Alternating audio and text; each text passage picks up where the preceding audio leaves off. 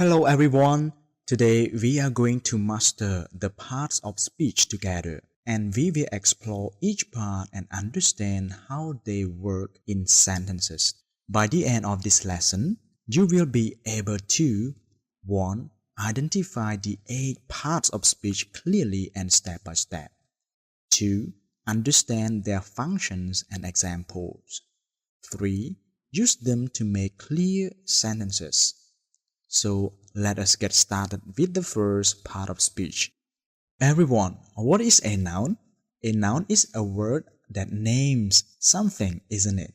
It can be a person, like a teacher, a place, like a school, a thing, like a book, or even an idea, like love, alright? So nouns can be things can be seen, and also things cannot see. Now, let us look at these types of nouns. Some nouns are concrete nouns. These are things we can see, touch, or feel, like a book, a chair, or a table. Other nouns are abstract nouns. These are things we cannot see or touch, like love, happiness, or freedom. We can feel them, but we cannot see them, isn't it? I hope everyone is clear on this part. Let us move on, everyone. Next, let us look at how nouns work in a sentence. A noun can have different functions. First, it can be the subject, the person or thing doing the action. For example, the student reads a book. Here the student is the subject, alright? Second, it can be the object, the thing receiving the action. In the same sentence, a book is the object.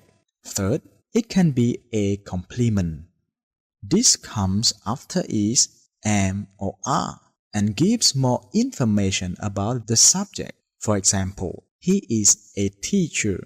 Here, teacher tells us more about he. Alright, I hope you understand this part very clearly. So take note, everyone.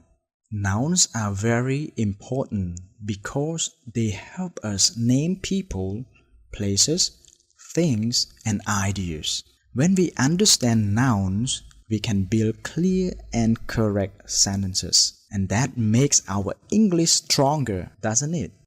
Alright, so let us move on to the next slide. Everyone, what is a pronoun? A pronoun is a word that replaces a noun, isn't it? Instead of repeating the same name again and again, we use pronouns to make our sentences smoother and more natural. Now, let us look at each type step by step. First, subject pronouns. These are used as the subject of a sentence, the person or thing doing the action. We use I, you, we, they, he, she, and it. For example, she is my friend. Here, she is the subject. It tells us who we are talking about, alright? Next, object pronouns. These receive the action. For example, she helps me. Who is doing the action, everyone? She. Very good. Who receives the action, everyone? Me. Alright. So I hope you understand this part clearly. So we use me, you, us, them, him, her, and it. They usually come after the verb or preposition. Now, possessive pronouns. These show ownership. For example, this book is mine. We don't repeat the noun again. We use mine, yours, his, hers, ours, and theirs to talk about ownership, alright? So remember, everyone, no noun comes after it. We say, this book is mine, not mine book, alright? So remember. Finally, reflexive pronouns. These are used when the subject and object are the same. For example, he hurt himself. Who did the action? He, right. Who received it? Also he, right? We use myself, yourself, himself, herself, itself, ourselves, and themselves in order to explain about reflexive, isn't it? So all of these are called reflexive pronouns. I hope everyone understands this part clearly. Take note everyone, pronouns replace nouns, help us avoid repetition, and make our sentences smoother and more natural. I hope everyone understands clearly about what are pronouns in English. Next, what is a verb, everyone? A verb is a word that shows action or state. It tells us what someone does, what is happening, or what something is. In fact, every sentence needs a verb. Without a verb, the sentence is not complete. Alright? Now, let us look at the types of verbs. First, action verbs. These show what we do. For example, run, eat, study, write. In the sentence, she runs every day. Runs is the action. So action verbs show movement or activity. I hope everyone understands about this part. Next, linking verbs. These are different. They do not show action. They show a state or condition. For example, she is happy. Here is connects the subject to information about her. We also use verbs like feel, seem, and become. They describe a condition, not an action. Isn't that clear, everyone? I hope you understand about this part clearly. Let us move on. Now, helping verbs, also called auxiliary verbs. They help the main verb. For example, she is running. Here, is helps running. Okay? So is called helping verb in the sentence. So remember, helping verbs help us show time and form different tenses. Okay? Next, modal verbs. These are very useful, everyone. We use them to show ability, possibility, permission, or advice. For example, she can swim. It means ability. You should study. It means an advice. Remember, everyone, modal verbs make our meaning more specific. I hope you understand clearly about this part, everyone. Now, take note this part, everyone. Every sentence must have at least one verb. Verbs also show time, past, present, and future. And verbs can change form. Let us look at some simple structures below. She plays. It is in the present. She is playing. It means the action is happening now. She played. It means the action is in the past. She will go. It is in the future. So you can see how verbs change depending on time, isn't it? Alright, so I hope you understand. So remember everyone, verbs are very important because they tell us what is happening in the sentence. Without verbs, we cannot express actions, states, or time. And that makes verb one of the most important parts of English. I hope everyone understands clearly about this part. Alright, so now let us move on to the next lesson. Everyone, what is an adjective? An adjective is a word that describes a noun or a pronoun. It gives us more information like size, color, feeling, number, or identity. Without adjectives, our sentences are very simple, but with adjectives, they become more interesting and clear. Alright, everyone? Now, let us look at the types of adjectives. First, descriptive adjectives. These describe quality, what something is like. For example, big, small, happy, beautiful. In a beautiful city, the word beautiful tells us more about the city. So it answers the question, what kind? Next, quantity adjectives. This tells us how many or how much. For example, many students or some water. They answer how many or how much. Alright, so I hope you understand about this clearly. Now, let us learn about demonstrative adjectives. These point to something. Remember that we use these, that, these, and those. For example, this book or those houses. They answer the question, which one? Alright?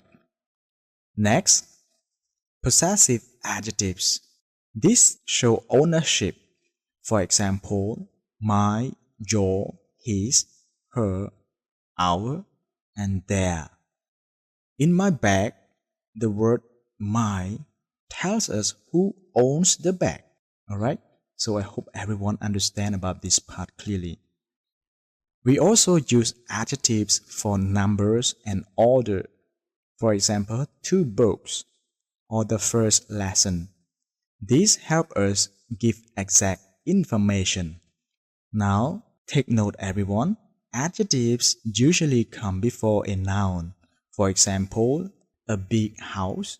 But they can also come after a linking verb like is, am, or are. For example, she is happy. You see? So this is how you learn about adjective.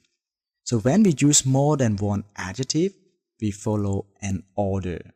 For example, a beautiful big red car. You see? Opinion comes first, then sign, then color. That is the natural order in English.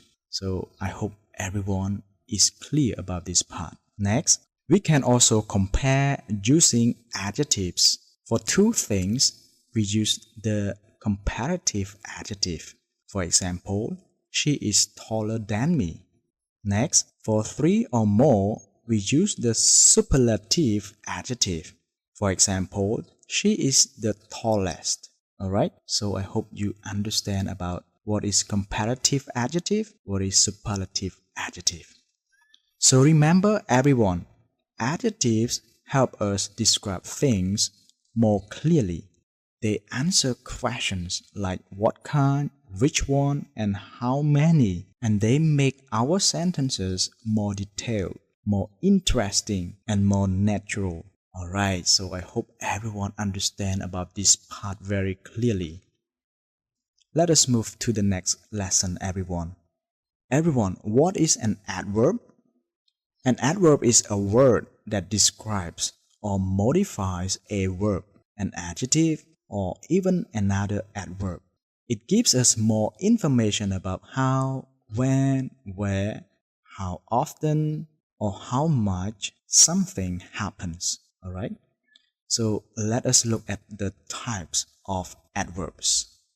First, adverbs of manner. These tell us how something happens. For example, she runs quickly. How does she run? Quickly, alright? We also use words like slowly, carefully, and well. I hope everyone understand about this, everyone. Next, adverbs of time. This tells us when something happens. For example, I will go tomorrow, or she arrived early. So they answer the question when. Next, adverbs of place. These tell us where something happens. For example, come here, or they are outside. So they answer where, isn't it? I hope you understand about this. Next, everyone, it is about adverbs of frequency. These tell us how often something happens. For example, she always studies, or they sometimes play football. These are very common in daily English. I hope everyone understand about how to use adverbs of frequency correctly in sentences. Alright, finally, adverbs of degree. This tells us how much or to what level. For example, she is very happy, or this is too difficult. They give extra meaning to adjectives or actions. Alright? Now, remember this important point, everyone. Many adverbs end in "ly", like quickly or slowly, but not all adverbs. Some are different, like fast or well. Okay? So I hope you understand about this part. Let us look at some structures. She speaks clearly. It means an adverb after a verb. Okay? Very beautiful. It means an adverb before an adjective. One more. Very quickly. It means an adverb before an adverb. So adverbs are very flexible, aren't they, everyone? So I hope you understand about this part clearly. Alright, so remember everyone, adverbs give us more detail about actions and descriptions. They help us explain how, when, where, how often, and how much. And they make our sentences clearer and more natural, doesn't it? Alright, so I hope you understand about adverb clearly. Next, everyone, what is a preposition? A preposition is a word that shows the relationship between words in a sentence, isn't it? It helps us understand how things are connected, like place, time, direction, or reason. First, let us look at preposition or place. This tells us where something is. For example, the book is on the table. Here, on shows the position of the book. We also use in, under, and between. They help us describe location clearly. Alright, so I hope you understand this part, everyone. Next, prepositions of time. This tells us when something happens. For example, we study in the morning. We also use at, on, before, and after. They help us organize time in our sentences. Alright, so I hope you remember and understand clearly. Now, we talk about prepositions of movement or direction. These show where someone or something is going. For example, she goes to school. The word to shows direction. We also use into, onto, and from. They show movement from one place to another. Alright? It is simple, right, everyone? Next, prepositions of cause or reason. This explains why something happens. For example, cancelled because of rain, or the game was stopped due to rain. This helps us give reasons clearly. Okay, everyone? Now, this is an important point for you. A preposition is always followed by a noun or a pronoun. This is called the object of the preposition. Okay, everyone? I hope you understand about this. For example, in the room, it means the room is the object. With her, it means her is the object. So we never leave a preposition alone. I hope everyone understand about this part. So remember everyone, prepositions help us show place, time, direction, and reason. They connect ideas and make our sentences clearer. Alright everyone. Next everyone, what is a conjunction in English? A conjunction is a word that connects ideas in a sentence. It helps us join words, phrases, or even complete sentences so our ideas are clearer and more meaningful. First, let us look at coordinating conjunctions. These join equal ideas. We use words like and, but, or, and, so. For example, I am tired but happy. Here, but connects two equal ideas and shows contrast. So both parts are important, aren't they, everyone? Next, subordinating conjunctions. This connects a main idea with a dependent idea. We use words like because, when, and if. For example, I study because I care. The first part is the main idea, and the second part gives the reason. So one idea depends on the other. So I hope you understand about this part. Now let us learn about correlative conjunctions. These work in pairs. For example, both, and, or either or. In the sentence, both he and I are ready. The words both and work together. So we use both parts, not just one. Okay, everyone? Now take note, everyone. Conjunctions help us show relationships between ideas. They can show addition like and then they also can show about contrast. We use but, and choice you use or, and reason you use because. So remember, conjunctions connect ideas and help us build longer, more meaningful sentences. Without conjunctions, our sentences are short and simple, but with them, our English becomes clearer and more powerful, doesn't it? Alright everyone, let us move on to the last one. What is an interjection, everyone? An interjection is a word that shows strong feeling or emotion, isn't it? It helps us express how we feel quickly and clearly. Let us look at some examples. First, interjections for surprise. We use words like wow or oh. For example, wow, that is amazing. This shows we are surprised about something. Next, interjections for greeting. We use words like hey or hello. For example, hey, how are you? These help us start a conversation. Alright, so I hope you understand about this part, everyone. Now, interjections for pain or emotion.